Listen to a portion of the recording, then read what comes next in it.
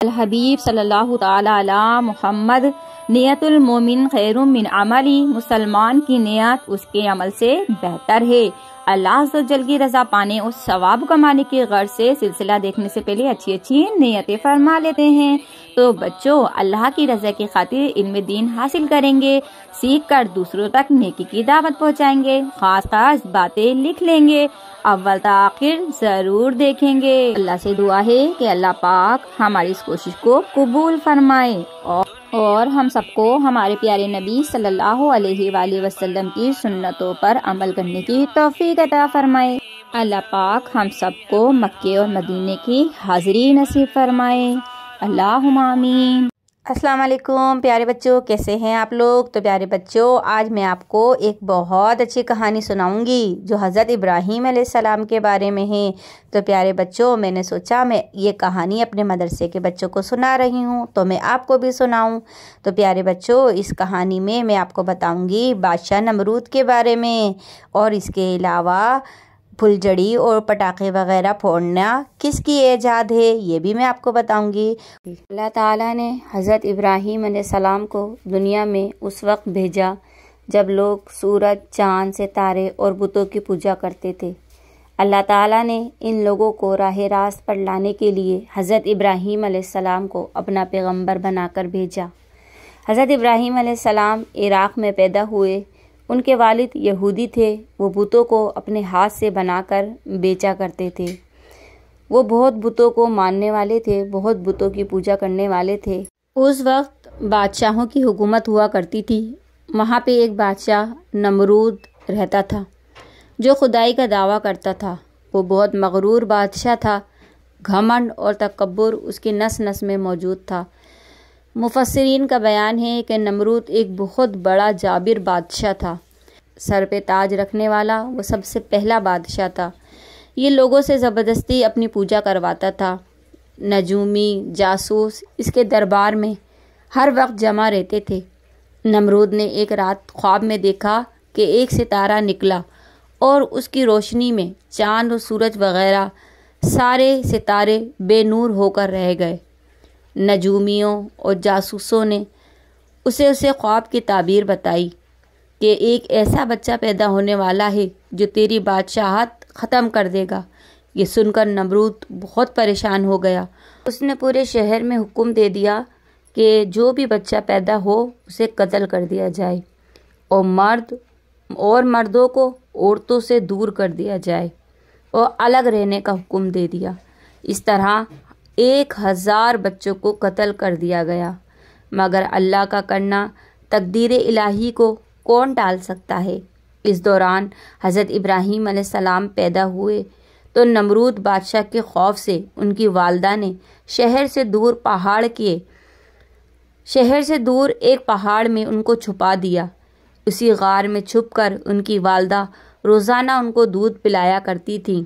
مفسرین کا کہنا ہے کہ 7 برس تک، اور بعض کا کہنا ہے کہ 17 برس تک آپ اسی غار میں پرورش پاتے رہے۔ جب حضرت ابراہیم علیہ السلام غار سے باہر آئے تو حضرت ابراہیم علیہ السلام نے اسلام کی دعوت سب سے پہلے اپنے ابو جان کو دی اور انہیں منع فرمایا کہ بتوں کی پوجا نہیں کیا کریں۔ حضرت ابراہیم علیہ السلام نے فرمایا، اے ابا جان، آپ ایسی چیزوں کی پوجا کیوں کرتے ہیں جو نہ سن سکتی ہیں، نہ بول سکتی ہیں، اور نہ ہی وہ آپ کو دیکھ سکتی ہیں، اور نہ ہی آپ کے کوئی کام آ سکتی ہیں۔ اللہ نے مجھے ایسا علم عطا فرمایا ہے جو آپ کو نہیں معلوم۔ مجھے ڈر لگتا ہے کہ کہیں آپ بھی اللہ کے عذاب میں مبتلا نہ ہو جائیں۔ میں آپ کو سیدھی راہ پر لے کر آؤں گا۔ آپ شیطان کی پوجا نہ کیا کریں، کیونکہ شیطان خدا کا نافرمان ہے۔ مگر وہ نہ مانے اور اپنے بیٹے کو ڈانٹا، دھمکایا اور کہا، میں تجھے اپنے سے جدا کر دوں گا اگر تو نے میرے معبودوں کو برا بھلا کہا۔ یہ ہمارے باپ دادا کا دین ہے، ہم بتوں کی پوجا کرتے ہیں، تجھے بھی کرنی پڑے گی۔ حضرت ابراہیم علیہ السلام نے اللہ سے اپنے باپ کے لیے دعا فرمائی، لیکن اللہ گمراہوں کو ہدایت نہیں دیتا۔ حضرت ابراہیم علیہ السلام نے اپنی قوم کو بہت سمجھایا، رات اور دن، سورج، چاند یہ سب اللہ کی نشانیوں میں سے ہے، تم ان کی پوجا نہیں کیا کرو اور نہ ان کو سجدہ کیا کرو، مگر وہ نہ مانے۔ ان کے شہر میں ایک تہوار ایسا ہوتا تھا کہ پورا شہر اس تہوار میں جاتا تھا۔ حضرت ابراہیم علیہ السلام نے سوچا کہ اب کے بار جب یہ لوگ سب پورا شہر خالی ہو جائے گا تو میں ان کے بتوں کو توڑ دوں گا، پھر دیکھتا ہوں یہ بتوں کی پوجا کیسے کرتے ہیں۔ حضرت ابراہیم علیہ السلام نے کہا میں بیمار ہوں، میں نہیں جا سکتا، اور وہ وہیں پہ رک گئے۔ جب سب چلے گئے اور پورا شہر خالی ہو گیا تو حضرت ابراہیم علیہ السلام نے ایک کلہاڑی لی اور اس کی مدد سے تمام چھوٹے بتوں کو توڑ دیا، اور ایک جو سب سے بڑا بت تھا اس کو نہیں توڑا۔ اور جب سارے بتوں کو توڑ دیا اور تو اس کے بعد انہوں نے اس بت کے جو سب سے بڑا بت تھا اس کے گردن میں کلہاڑی کو لٹکا دیا اور وہاں سے چلے گئے۔ جب پورے شہر کے لوگ واپس آئے تو شکرانہ ادا کرنے کے لیے جب وہ اپنے بتوں کے پاس آئے تو دیکھا کہ ان کے بت ٹوٹے پڑے ہیں، سارے بت ٹوٹ چکے ہیں۔ ان کو بہت غصہ آیا، انہوں نے کہا یہ کام کون کر سکتا ہے؟ تو سب لوگوں نے کہا کہ ہاں ایک بندہ ہے وہ یہ کام کر سکتا ہے، اس کا نام ابراہیم ہے، ابراہیم کو بلاؤ۔ پھر حضرت ابراہیم علیہ السلام کو بلایا گیا اور پوچھا گیا کہ تم نے ہمارے بتوں کو کیوں توڑا؟ حضرت ابراہیم علیہ السلام نے فرمایا کہ تم خود ہی کیوں اپنے بتوں سے نہیں پوچھ لیتے؟ یہ تمہارا جو بت ہے سب سے بڑا، تم اس سے پوچھو نا کہ کس نے توڑا ہے ان کو، کیونکہ جب بتوں کو توڑا گیا تھا تو یہی بت یہاں پہ موجود تھا، اس نے تو سب اپنی آنکھوں سے دیکھا ہے نا، اسی سے کیوں نہیں پوچھ لیتے کہ بتوں کو کس نے توڑا ہے؟ تو سب نے کہا یہ کیسے بتائیں گے، یہ تو بتا نہیں سکتے۔ تو حضرت ابراہیم علیہ السلام نے کہا یہی بات تو میں آپ لوگوں کو سمجھانے کی کوشش کر رہا ہوں کہ جب یہ بول نہیں سکتے، سن نہیں سکتے، دیکھ نہیں سکتے تو آپ ان کی پوجا کیوں کرتے ہو؟ مگر لوگوں نے ان کی کوئی بات نہ سنی اور سب نے یہ فیصلہ کیا کہ ایک بڑا قلعہ بنا کر لکڑیاں جمع کرتے ہیں اور اس میں ان کو جلا دیں گے۔ سب نے مل کر لکڑیاں جمع کریں اور حضرت ابراہیم علیہ السلام کو آگ میں ڈالنے کا فیصلہ کیا۔ جب خوب آگ جلنے لگ گئی اور خوب آگ دہکنے لگ گئی، اس کی آگ اتنی تیز تھی کہ اگر اس کے آگ کے اوپر سے کوئی پرندہ بھی گزر جاتا تھا تو وہ جل جاتا تھا۔ تو جب حضرت ابراہیم علیہ السلام کو آگ میں پھینکنے کا فیصلہ کیا گیا تو آپ کے پاس بارش کا فرشتہ آیا، اس نے کہا میں بارش برسا دوں تو یہ آگ نہیں جلے گی، مگر آپ نے فرمایا میرے لیے میرا اللہ ہی کافی ہے، اور یہ دعا پڑھی حسبون اللہ و نعم الوکیل۔ پھر اس کے بعد ہوا کا فرشتہ آیا، مگر آپ نے ہر بار یہی کلمات دہرائے حسبون اللہ و نعم الوکیل، یعنی میرے لیے میرا اللہ ہی کافی ہے۔ آسمانوں پر فرشتے اللہ سے دعا کے لیے سجدہ ریز ہو گئے اور حضرت ابراہیم علیہ السلام کے لیے دعا کرنے لگے۔ فرشتے دعا کرتے اے اللہ تیرا خلیل کو آگ میں ڈالا جا رہا ہے، تو اس کی مدد فرما۔ اللہ کا کرنا ایسا ہوا کہ اس آگ نے آپ کے جسم مبارک اور کپڑوں کو نہ جلایا، صرف وہ رسیاں جل گئیں جو آپ کو ان لوگوں نے باندھی تھیں۔ اللہ کے حکم سے حضرت جبرائیل علیہ السلام آئے اور وہ حضرت ابراہیم علیہ السلام کے پسینے پوچھتے رہے۔ اللہ تعالیٰ نے حضرت ابراہیم علیہ السلام پر آگ کو ٹھنڈا کر دیا۔ آپ آگ کے درمیان ایسے بیٹھے تھے جیسے کسی باغ میں بیٹھے ہیں، اور یہ منظر سب دیکھ رہے تھے۔ حضرت ابراہیم علیہ السلام کی والد اور والدہ بھی وہاں موجود تھے۔ ان کے والد نے کہا اے ابراہیم تیرا رب تو بہت اچھا ہے، اور والدہ نے کہا اے ابراہیم میں تیرے پاس آنا چاہتی ہوں۔ آپ کی امی جان آپ کے پاس آئیں اور آپ کے ماتھے پر بوسہ دیا اور واپس چلی گئیں۔ آگ کے شعلے مسلسل بڑھ رہے تھے۔ اسی دوران کسی نے دیکھا کہ جب بہت تیز آگ جلتی تھی تو ایک چھپکلی وہاں پر آتی تھی۔ وہ چھپکلی ایسے پھونک مارتی تھی کہ آگ کے شعلے اور زیادہ بڑھ جاتے تھے، جبکہ اور جانور جتنے بھی تھے سب حضرت ابراہیم علیہ السلام کے لیے دعا کرتے تھے کہ اللہ پاک ان کی حفاظت فرمائے۔ حضرت عائشہ رضی اللہ تعالی عنہا فرماتی ہیں کہ ہمارے پیارے نبی صلی اللہ علیہ وآلہ وسلم نے چھپکلی کو مارنے کا حکم دیا، کیونکہ جب حضرت ابراہیم علیہ السلام کو آگ میں ڈالا تھا تو سارے جانور आग को बुझाने की कोशिश करते थे, मगर छिपकली वो वाहिद जानवर है जो आग को फूंक मार कर और तेज करती थी। आग में फूंक मारती जिससे आग बहुत रोशन हो जाती थी। वहाँ के जो लोग थे वो उसी आग में से अनार बना कर हज़रत इब्राहीम अलैहिस्सलाम के ऊपर फेंकते थे। तो प्यारे बच्चों, ये जो बम, पटाखे, आतिशबाजी ये कहाँ से शुरू हुई है? तो प्यारे बच्चों, ये नमरूद से ही शुरू हुई है। ये नमरूद के जो लोग थे जो हज़रत इब्राहीम अलैहिस्सलाम के ऊपर आग से अनार बनाते थे और हज़रत इब्राहीम अलैहिस्सलाम के ऊपर फेंकते थे कि इब्राहीम अलैहिस्सलाम को नाउज़ुबिल्लाह किसी तरीके से जला दिया जाए, लेकिन अल्लाह ताला ने उनकी मदद फरमाई और वो हिफाजत से रहे। इसीलिए प्यारे बच्चों, आतिशबाजी, बम, पटाखे सब नमरूद की ईजाद है, इसीलिए हमें उसका साथ नहीं देना चाहिए। और ये बम, पटाखे, आतिशबाजी ये सब चीज़ें हमें नहीं करनी चाहिए। हमारे इस्लाम में ये सख्त गुनाह है। ख़ास तौर पर शब बारात जब आती है तो हमारे जितने भी मुसलमान बच्चे हैं वो भी बम, पटाखे जलाते हैं। तो ये हिंदुओं का त्यौहार है, हिंदू जलाते हैं, अपनी होली मनाते हैं, बम, पटाखे जलाते हैं, तो हमें इनका साथ नहीं देना चाहिए। हम मुसलमान हैं अल्हम्दुलिल्लाह। तो प्यारे बच्चों, हमें बम, पटाखे नहीं जलाने चाहिए ताकि हम इनका साथ ना दें। तो प्यारे बच्चों, अब हम अहद करते हैं कि हम आतिशबाजी में इनका साथ नहीं देंगे, और अगर हमारे दोस्त ये काम करते हैं तो उनको भी मना करेंगे कि नहीं, बम, पटाखे जलाना गुनाह है। प्यारे बच्चों, शैतान तो वैसे ही इंसानों का खुला दुश्मन है। वो तो खुद तो आग में जलेगा, वो चाहता है जब मैं आग में जलूं इंसानों को भी लेके जलूं।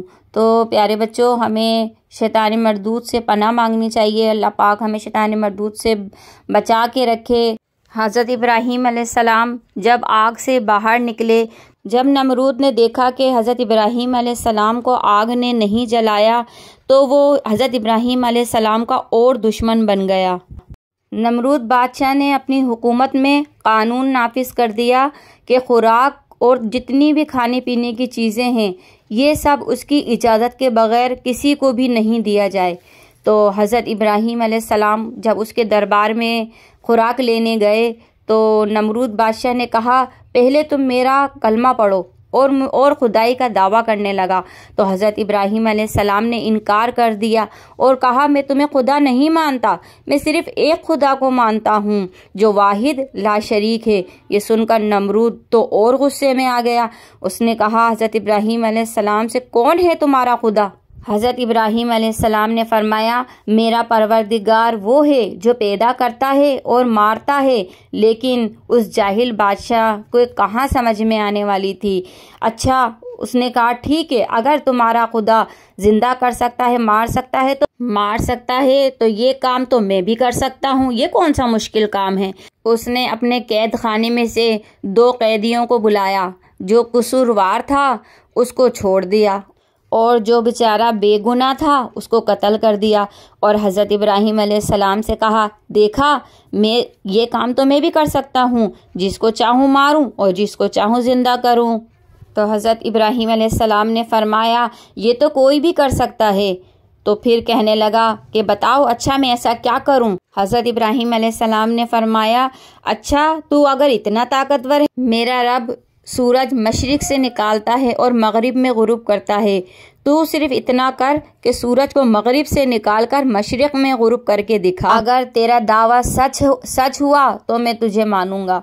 तो हज़रत इब्राहीम अलैहिस्सलाम की बात पर वो घबरा गया, क्योंकि वो तो ऐसा कर ही नहीं सकता था, ये काम करना तो उसके लिए मुश्किल था बहुत। तो प्यारे बच्चों, नमरूद घबरा गया, सटपटा गया, उसको और गुस्सा आया। वो कुछ कर तो सकता नहीं था, इतने सारे लोगों में उसकी बेइज्जती भी होती। तो प्यारे बच्चों, उसने हज़रत इब्राहीम अलैहिस्सलाम को अपने महल से निकाल दिया और हज़रत इब्राहीम अलैहिस्सलाम को एक दाना भी नहीं दिया। हज़रत इब्राहीम अलैहिस्सलाम खाली हाथ अपने घर आए। जब करीब पहुँचे तो ख्याल किया कि घर वाले भूखे बैठे हैं, उनको मैं क्या दूंगा। तो प्यारे बच्चों, हज़रत इब्राहीम अलैहिस्सलाम ने 2 थैले लिए, उसके अंदर मट्टी भरी और अपने घर आकर सो गए।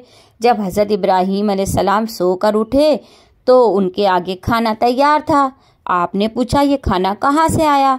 تو آپ کی زوجہ نے فرمایا آپ ہی تو لے کر آئے ہیں، آپ جو تھیلے لے کر آئے تھے اس کے اندر بہت عمدہ خوراک موجود تھی، تو میں نے اسی تھیلے سے یہ کھانا پکایا ہے۔